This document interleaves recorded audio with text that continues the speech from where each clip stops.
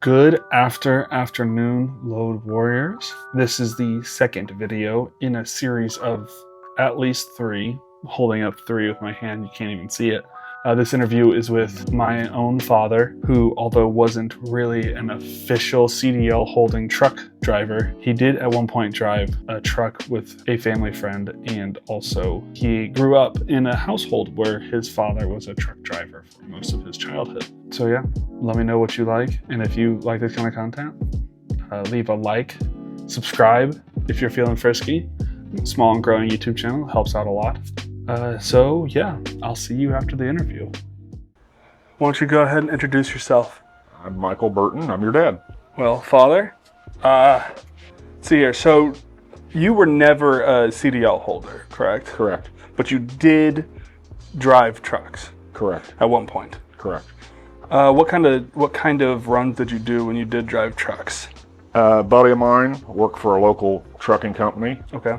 and they would haul produce from out west and down south. And he was like a mechanic's helper type situation, but he also held a CDL. And when the drivers would come in from out west, they would give him $50 or $100 to take their trucks and go unload, so Okay. they can rest and don't have to worry about it. Yeah.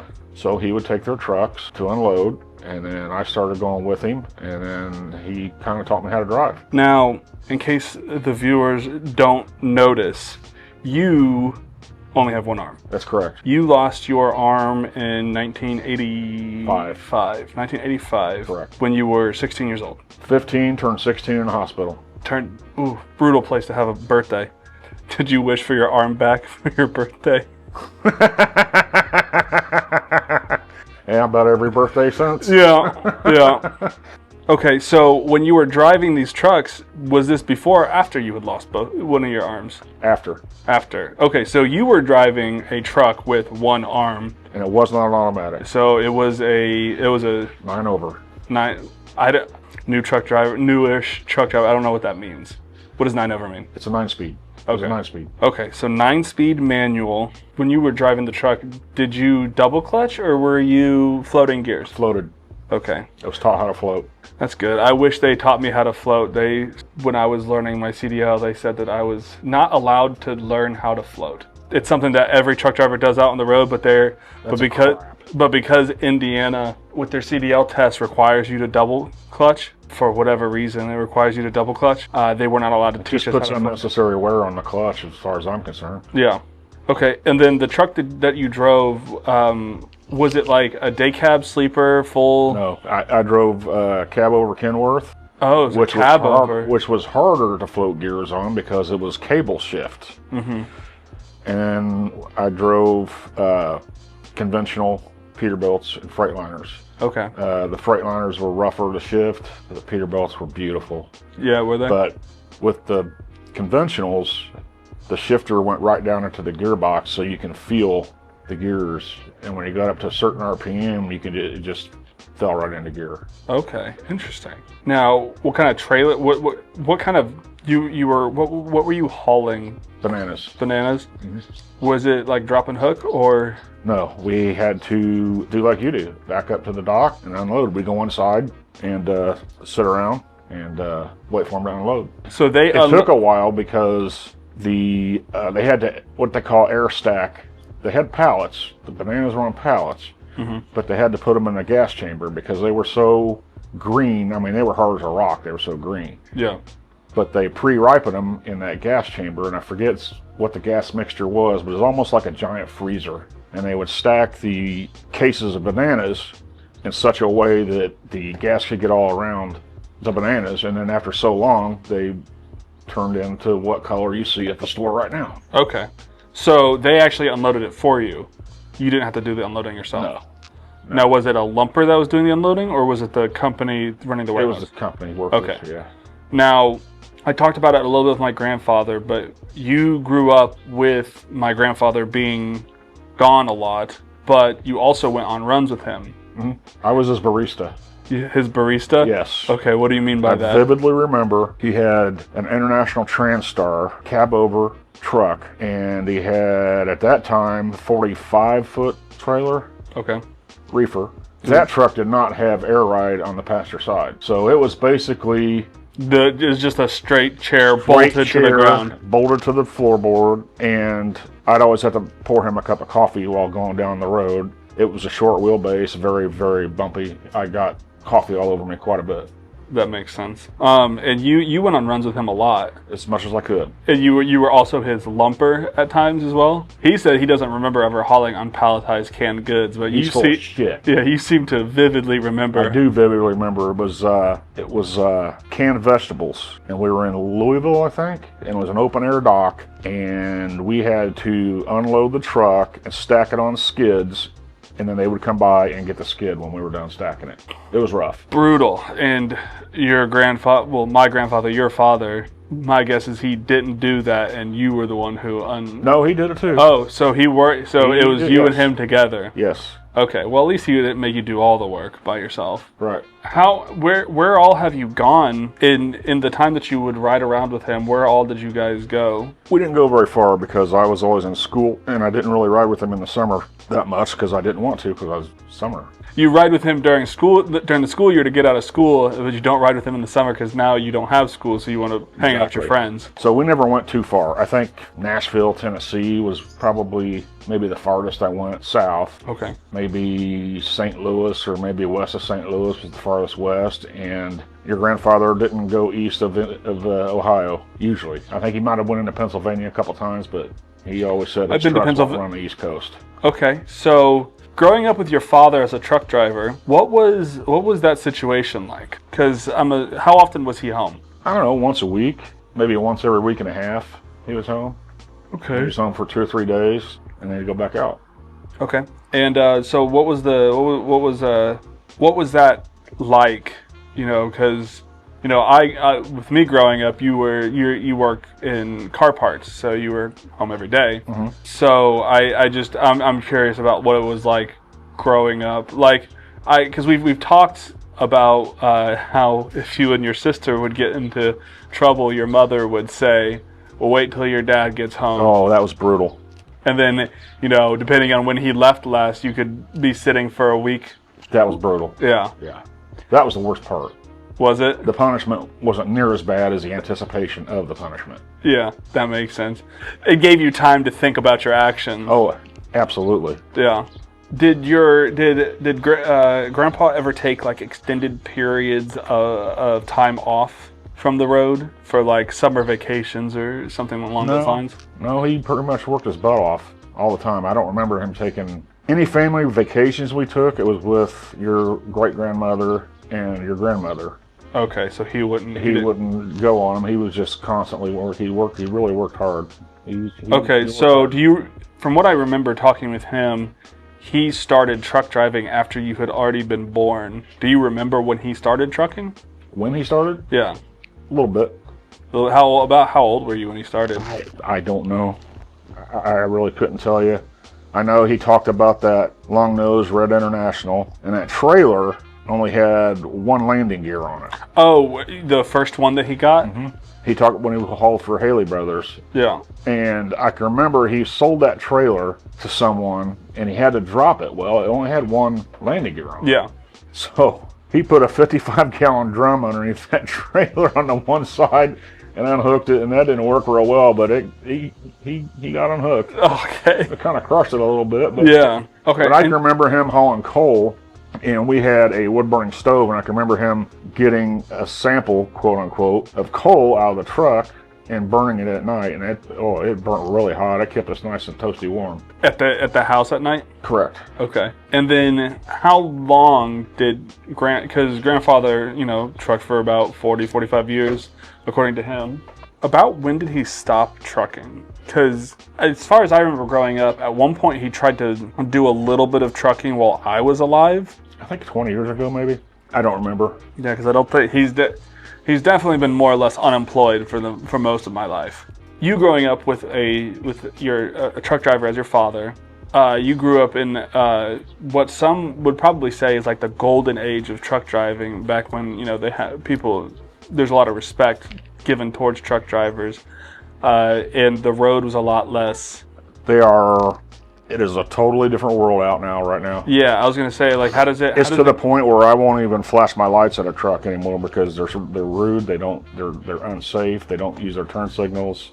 Oh yeah, I was gonna say. Now I'm not all of them, Yeah. but a lot of them. You'll flash your lights at a trucker if they use their turn signals to. Yeah, if I know indicate. if I know he wants to get over and I'm available to do it, I will flash my lights to let him know he's clear. Yeah. That's what they did back when your grandpa was. Mm-hmm. It was he said it was a cutthroat industry. The industry was cutthroat, but I felt a camaraderie among truck drivers. Mm-hmm. I can remember, and he was talking about the CB. I can remember hearing on the CB, if there was a truck on the side of the road with flashers on, everybody would say, "Hey, you all right? You need a ride." I mean, Yeah. Now most of the trucks don't even have CBs in them anymore. And I have a CB in my SUV, and You turn it on and anything you turn it on and stay silent still. yeah, Well, it's interesting because like every Freightliner that I've had has had a CB hookup, but it's never been a good CB. It's not like a plug and play. You have to do fancy stuff to get it to work. So there's that. A lot of trucks don't have CB hookups. Colton was telling me stories about when he used his CB to let a truck driver know about a disabled vehicle in the middle of the road, a white sedan, no lights on, in the middle of the road during a blizzard. Something where by the time a truck sees that, it's too late. right.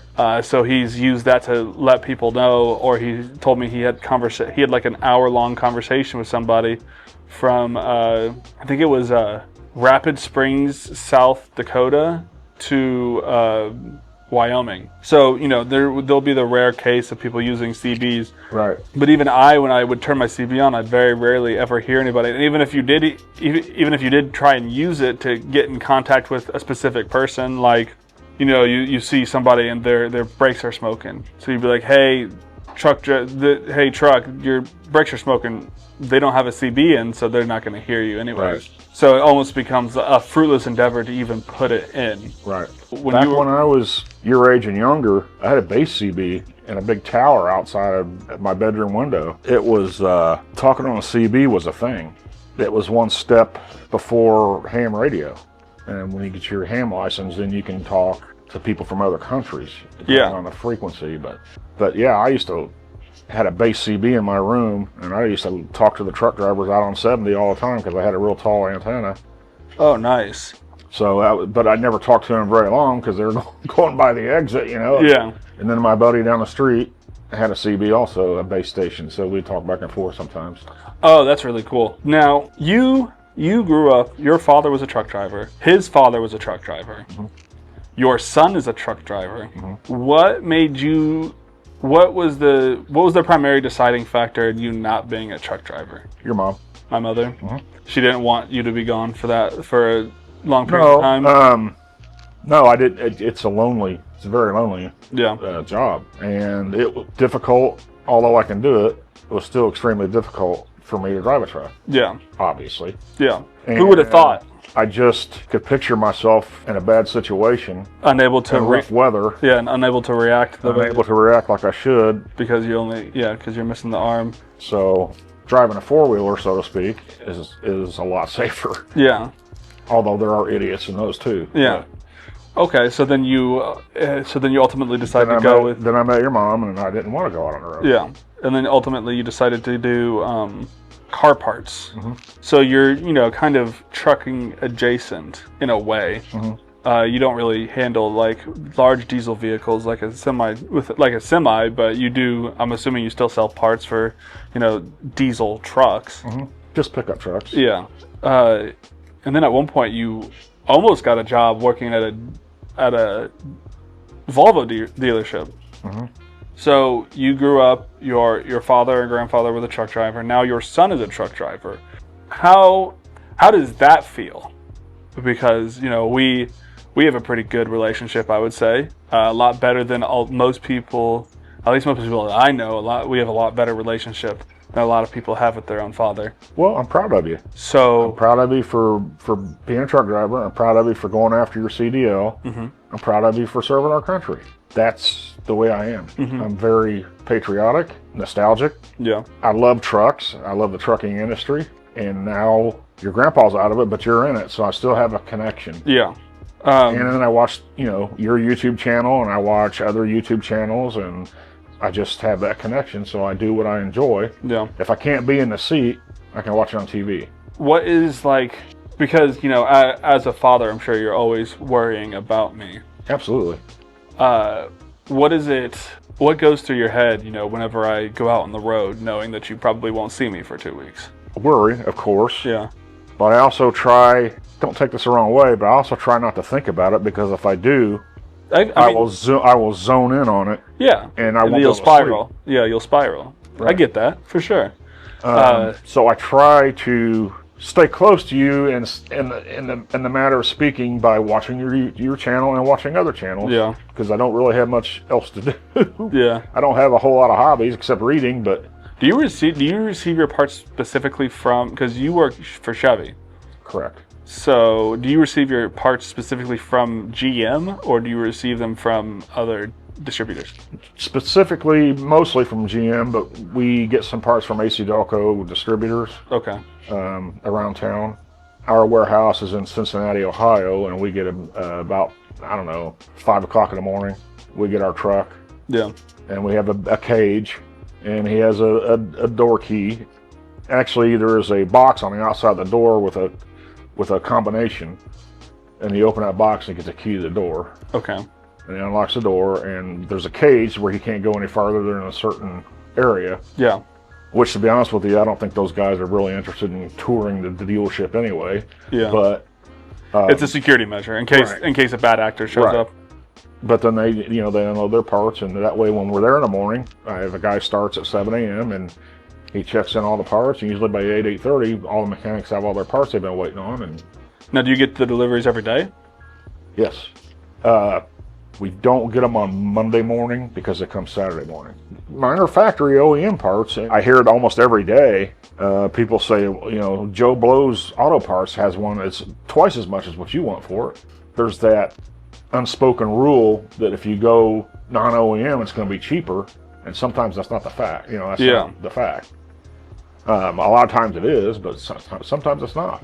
It just depends on because if the manufacturer is if the people who are making it, the non-OEM part, don't have the scale of the OEM part, then it might be cheaper to manufacture the OEM part because they have the scale, they have the tooling, they have the know-how, they're already doing it. Whereas the non-OEM, they have to pay for everything that they had to build up to in order to make the part. Right. Okay. And there's a lot of situations where there's a place called Dorman, and they make like fasteners and different things like that. Okay. Well, they also produce parts for General Motors. There has been times when a part has been on back order and General Motors gets some in, and they'll ship them to us still in the Dorman packaging. Oh, wow. But they'll just slap a General Motors part number on it. Yeah. And I don't feel very good about doing that, but it comes from GM, and it's built through GM, so it's GM. Yeah. But it's a Dorman product. And sometimes that happens because Dorman, a lot of your, General Motors doesn't produce all their parts. They have to, just like anybody else. Yeah, for sure. Okay, so you know quite a bit about car parts. I would hope. 37 years. Yeah. And I had this conversation with Colton literally yesterday about, different things that could put you out of service when the DOT inspects your truck. They'll put you out of service for something that you've never seen before and were never taught to look for, which I don't think. If they want to put you out of service, they will put you out of service. Yeah. Do you know what a bushing is? A what? A bushing. Butching? A bushing. B-U-S. A bushing? Yes. Yes. What? Okay, because I don't. I read a story about somebody who got put out of service for a bushing inside their fifth wheel that was about to go bad but hadn't quite gone bad yet, and they got put out of service until they replaced it. I don't know what a bushing is. A bushing is it's hard to explain. It's like a liner. Your camera here. Yeah. Okay. Your pivot points. There's bushings down in there that allow it to pivot. A bushing allows suspension. Okay. Your control arms, you have your control arms that go out to the bottom of your where your brake pads are to connect your wheels. Yeah. They pivot on bushings. Oh, so the bushing... If the bushing goes bad, it gets sloppy. Okay, so the bushing is what allows the fifth wheel to tilt Yes. and maneuver so that when you got you're bushings in there, yes. And if a bushing goes bad and blows out, then that fifth wheel is not secure like it should be, and it's dangerous. yeah, You got 100,000 pounds behind you that's about ready to come apart. So I can see where a bushing would put you out of service. yeah. I mean, And I can see where you're not going to inspect it because it's hooked up to your trailer, and without dropping your trailer and then climbing underneath the frame, but it's just not. It's not but a something. cop with an attitude, Yeah, which don't, I mean, I'm back to blue all the way, but there are some bad people out there, and people Yeah. have bad days. yeah. I'm just saying, if they want to put you out of service, they will put you out of service for something. I think it's fair to put you out of service for a bushing. I think more than putting them out of service if it's a bushing that's about to go bad, and then it's like, hey, Even your wiper transmission pivots on bushings. And if you have a bad bushing, your wipers won't work properly. That's a huge safety feature. yeah. I guess that makes sense. I don't like the fact that they blame the driver for these problems. When It ultimately, shouldn't be, well, I mean, it in can a be. way, yes, because you don't look at it. But if it's that difficult to look at and you're not taught to look at it, that's not really your fault. Yeah.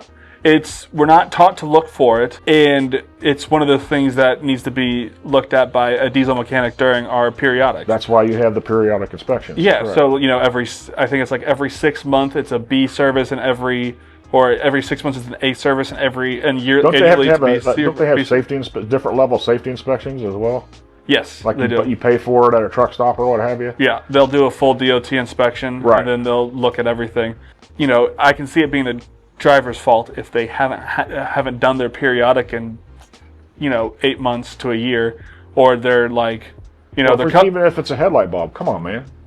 you can. That is walk around 101. If you have a headlight that's out, then that's purely on the driver. There's no reason to have a headlight out besides the fact it's very Unless obvious. a rock just kicked up and busted your headlight. Yeah, they're easy to replace. Right. They're not hard to replace. They're super easy on a truck.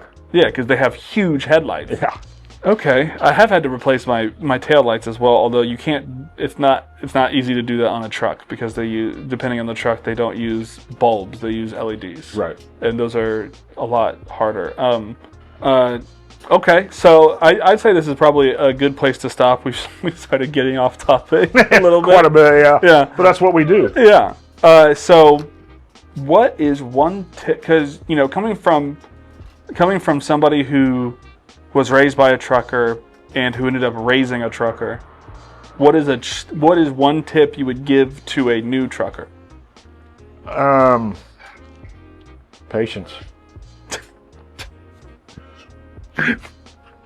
What? You want to know what Grandpa's one tip was? What? Patience. You want to know what Grandma's one tip was for new spouses of new truck drivers? Patience. Patience.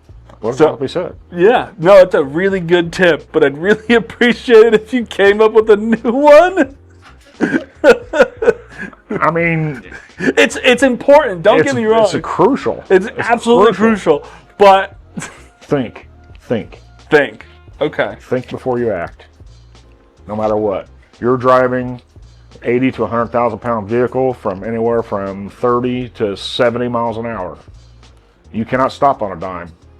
You blow a steering tire, you got to think because you're going to go for a ride. Yeah.